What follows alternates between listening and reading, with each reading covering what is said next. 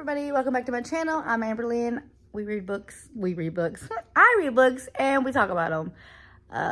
Usually. Today's going to be a little bit of a different video. I am holding my camera, so it shakes. That's why I do apologize for that. But I have some information to throw out there, and I kind of wanted to let everybody know what's going on. So I'm working on some laundry, so I just wanted to get this up. I will let you know this is the second time I have filmed this, because the first time I repeated myself. That's part of what is going on with me. Okay, so I filmed my TBR, my April TBR, and I was going to read those books, and I had planned to read them all and, you know, put them up and do the Love of the Library and all that jazz with them.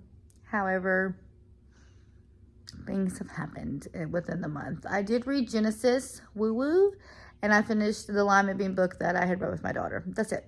I didn't read the second ACOTAR book. I stalled out in the middle of it. I didn't read Book Lovers or nothing. Just Genesis, and I finished the book with my daughter. So what happened? Why did I not read? I mean, I read so many books last year. What's going on this year? Let me tell ya.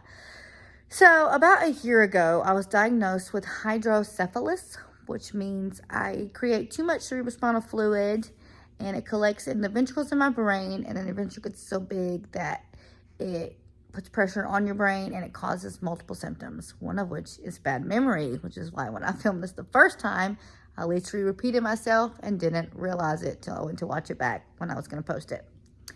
So it has some really severe symptoms. I don't have all of them, but the ones I do have are really bad memory, fatigue, like 24/7. I have really bad headaches where I'm on a paying contract with a local hospital. Once a week, I go and I get a headache cocktail with fentanyl plus 2 rounds of Dilaudid, and that knocks my headache down. And then so that knocks it down to like a 3. And then I'm no lower than a 3. And then so it goes like down to a 3, and then it builds up. And then it's that week appointment, and it knocks it back down. And that's kind of what I'm doing. And I've been doing that for, I don't know, like 7 months now. It's been a while that they all know me. They're just not the best, but it's part of living with this, right? Some other symptoms that it can cause is bad vision. And I do have a little bit of a blurry vision. So it's gotten a little worse, but it's not. Some people can go blind from this that I've read. So thankfully that's not mine. You can have incontinence. I don't have that. And gait, which is difficulty walking. Apparently I walk funny and I didn't even realize it. So I do have a little bit of a weird walk when it comes to this. The fatigue, the mood swings, the bad memory. I think that's it. And the constant headache. So those are my symptoms. So December 9th of last year, I was supposed to have a shunt put in, a VA shunt, which is a shunt that goes from the brain to the heart. There's 3 types of shunts. From the brain to the abdomen is a VP shunt, which is the most common. The VA is from the brain to the heart, and then the V something, I'm not sure what this one is from the brain to the pleural area, which is the area that surrounds your lungs. Not going in the lungs. There's like a little tiny little pocket that goes around the lungs, and then there you go. Obviously, V is ventricle, and for me, A is arterial. So I'm getting a ventricle arterial shunt put in. So basically what it'll do is look at all this fluid that is building up in my brain, and it will take it away from the brain and throw it back through my body. So I was supposed to get that December 9th of last year, and then life kicked me in the teeth, y'all. Life happened and didn't happen. The surgery didn't happen. So I've just kind of been at a stalemate. I've had some lumbar punctures, had a blood patch that sucked so bad, and then just the pain meds has been my life for a while. So I just got on my husband's insurance, and I got established at a job, and I put in several months here. They know what's going on. So I felt that maybe, you know, I should start getting reestablished with my neurosurgeon, thinking I was going to have to go back to my neurologist, back to my neurosurgeon, back to my to the ophthalmologist, you know, get all this stuff done again, thinking, you know, we're at the beginning stages of trying to get this healed, right? No, I called and he said, let's do it in 2 weeks. I was like, what? And so last time what happened, December 9th, I'm supposed to have the surgery. I'm all ready to go. December 8th, I get a phone call from the doctor saying, hey, insurance didn't cover it. It's considered elective, or it was with Blue Cross Blue Shield. Elective surgery, they're not going to cover it. Sorry. It is what it is.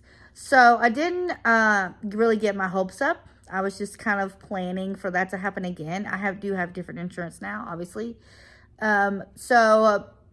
You know, they said, let's plan it in 2 weeks. And I'm just like, okay, yeah, let's plan it in 2 weeks. May 7th, let's do it, yada, yada. Just thinking I'm going to get that phone call that it's canceled. I got the phone call that it was approved, y'all. So I get to have my surgery. I get to deal with some of these symptoms. I hope. But because of that, that's all I've been thinking about. That's all I've been doing. I can't focus on any books. Any extra reading I've done has been about this VA shunt, or I've been on TikTok, because YouTube, all I can find is things about the VP shunt and normal pressure hydrocephalus.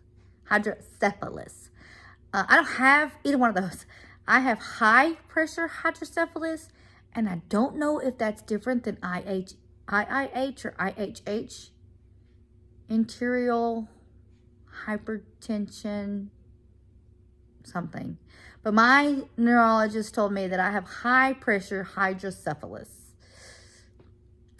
I feel like it's the same thing as the other one, but I'm not sure. Because he said you don't have normal pressure because your pressure's high. It's been high for a while. Whatever. That's a whole other thing that I'm just kind of going with it. So the VP shunt and normal pressure hydrocephalus is all I can seem to find when I'm on YouTube. However, when I go to TikTok, I can find lots of people that have had a VA shunt and that have, you know, or even getting diagnosed at, I'm in my mid-30s, is really odd. You're either born with it, you get it when you're older, or you get it due to a trauma, head trauma, One of those three. I had none of those, and here we are. And also, Facebook has been great. There are people, and I put that on there, like, I just got diagnosed. I'm 35, and they're like, yeah, I'm 40, just got diagnosed. I'm 28, just got diagnosed. So it's not as rare as I was thinking. I just can't find anything. And thankfully, there is TikTok, and there's lots of people that I have been just, like, stalking on there. Like, they've had their surgery. How did they recover? How did this happen? How much hair did they lose? Yada, yada, yada. So I'm excited for it to finally come, but I'm so scared and so nervous because it is brain surgery. And I say that today because where I work, there's an individual there that we just got to talking today, and she's actually had the VP shunt. I didn't know this. We just got to talking out of nowhere, and she was so awesome. And she said, I think it's different. Brain surgery versus a shunt surgery, it's completely different. She made me feel a lot better today, and she's actually had 3 of them because they do tend to fail, and it's just part of it. It's not a cure, it's just a treatment. So they do tend to fail and clog up, and you have to change settings and this and that.